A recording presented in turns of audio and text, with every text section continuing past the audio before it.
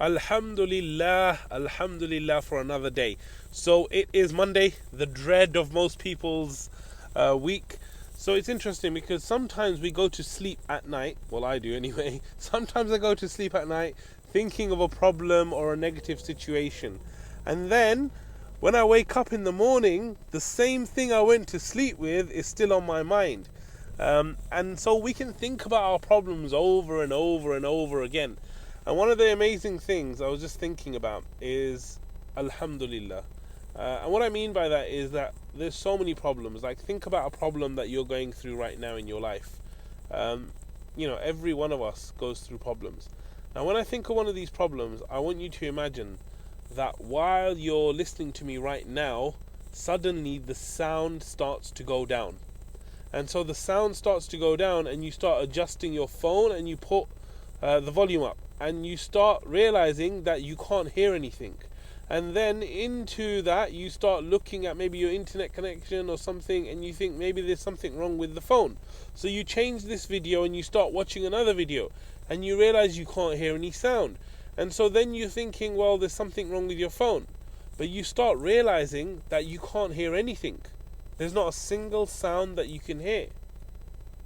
And at that moment, if you thought to yourself that there's something wrong with my ears and I can't hear, and you realized that your hearing had been taken away from you, that one blessing which just seems like it's always there had been taken away from you completely, what would go through your head? Right? What would happen in your mind in regards to your hearing? How would you appreciate that blessing?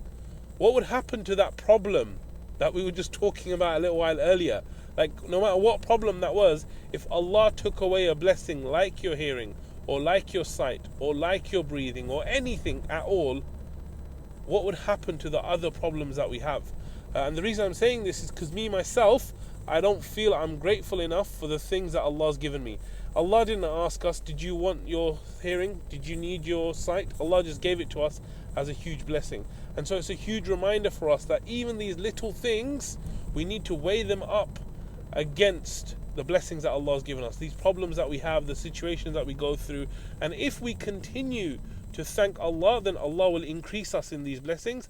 And therefore we need to put it into our minds that all of these blessings we have, we need to continuously thank Allah. Thank Allah through our speech, thank Allah through our actions, thank Allah through our mindsets in the way that we use these things. I hope it helps, and I hope that you will thank Allah today for the things He's given you.